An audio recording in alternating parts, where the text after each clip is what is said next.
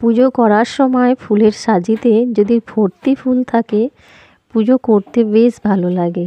আর এই টগর ফুল এই গরমকাল আর বর্ষাকাল এই কটা দিনই পাওয়া যাবে। এবার শীত পড়তে শুরু করলে কিন্তু এই টগর ফুল আর পাওয়া যাবে না, তখন শুরু হয়ে যাবে গাঁদা ফুলের সিজন। আর আমরা তো সবাই জানি গোবিন্দকে সেবা দিতে গেলে সাদা ফুল দিতে লাগে আর লাগে তুলসী পাতা। এই যে আমি রেকাবের মধ্যে বাতাসা দিয়েছি আর তুলসী পাতা দিয়ে দিলাম। আর এই হচ্ছে আমার ঠাকুরের সিংহাসন। তো আমার পুজো করা কমপ্লিট হয়ে গেছে। তো আজকে ব্রেকফাস্টে হয়েছে ঘুগনি আর আছে দুটো ডিম সিদ্ধ, আর ঘুগনির সাথে পেঁয়াজ লঙ্কাটা বেশ লাগে। তো আজকে ব্রেকফাস্টে মুড়ি খাওয়া হবে। ব্রেকফাস্ট কমপ্লিট করে চলে এলাম রান্নাঘরে। একদিকে বসিয়ে দিলাম ভাত আর আরও একটা দিকে বসিয়ে দিলাম মুসুর ডাল সিদ্ধ। আর আজকে রান্না করব এই কচু শাক। এটা হচ্ছে অমর্তমান কচু শাক। অনেকেই হয়তো নাক সেটকাতেই পারো যে এই কচু শাক আবার খায়, কুটকুট করে, কিন্তু বিশ্বাস করো একটুও কুটকুট করে না, খুব ভালো এটা খেতে লাগে। এর কিন্তু অনেক রকম রেসিপি আছে।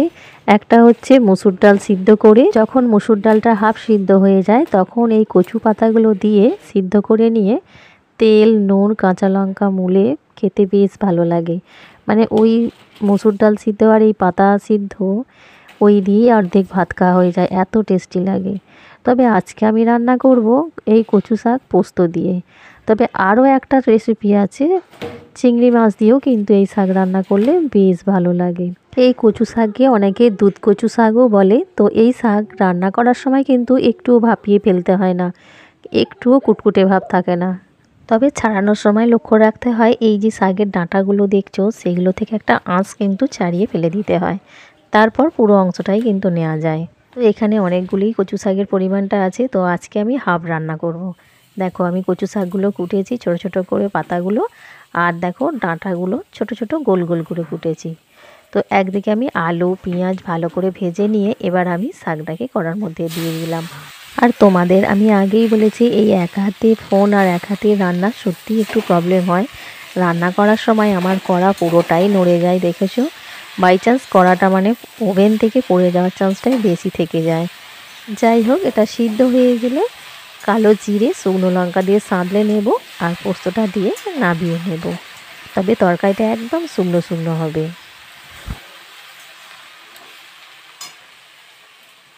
শাক এমন জিনিস রান্না করার সময় মনে হয় এক কড়া ভর্তি শাক, যেই সিদ্ধ হয়ে আসবে কড়ায় কোথায় যে মিশে যাবে আর খুঁজে পাওয়া যাবে না, তার পরিমাণটা এতটাই পরিমাণ কমে যায়।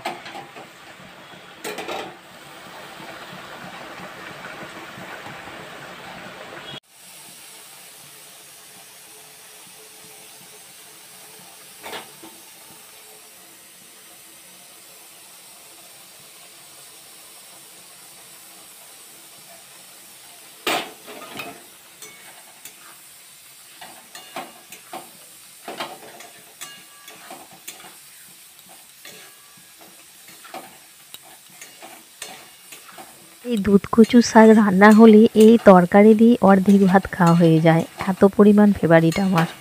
তরকারিটা দেখো এবার হয়েই এসেছে, আরও একটু শুকনো শুকনো ভাব করে নিতে হবে। আগের দিন মাছ কিনে ফ্রিজের মধ্যে রেখে দেওয়া হয়েছে, গোটা একটা রুই মাছ। তো এই মাছটাকে এবার বাছতে হবে। আর এই মাছ ভাজা কাজ সত্যি একটু সকালের দিকে অনেকটাই টাইমের ব্যাপার লেগে যায়। যাই হোক, এটা কিন্তু একদম পুরো বরফ হয়ে আছে। এটাকে ফার্স্ট নিয়ে গিয়ে আমাকে জলের মধ্যে রেখে দিতে হবে যাতে বরফ ভাবটা কেটে যায়, তারপরেই এটাকে ছাড়াবার ব্যবস্থা করতে হবে আর কি। আঁশ ছাড়ানো, তাকে পিস করা। তো এই মাছ বাছা মাছের পিস করা এই পুরো কাজটাই আমার হাজব্যান্ড করে দিয়েছে, হেল্প করেছে, কারণ আমার সময় হয়ে ওঠেনি, কারণ আমার আরও অন্যান্য কাজ ছিল। তো এই যে মাছ ধোয়া কমপ্লিট হয়ে গেছে, এদিকে আমি নুন আর হলুদ মাখিয়ে দিলাম। তো মাছটা এবার আমি ভেজে ঝাল করে নেব। পেঁয়াজ, আদা, রসুন, টমেটো দিয়ে এটা ঝাল করব।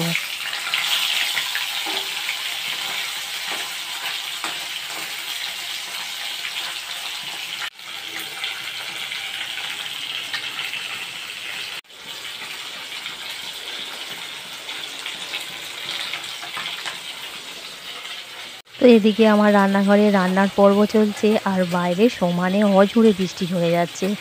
রাত থেকে সেই যে বৃষ্টি শুরু হয়েছে, আর বৃষ্টি থামার নাম নেই। আজকে সারা দিন এরকমই হবে মনে হচ্ছে।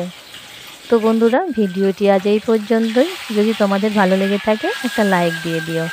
আগামী দিন আরও একটি নতুন ভিডিওতে তোমাদের সঙ্গে দেখা হচ্ছে।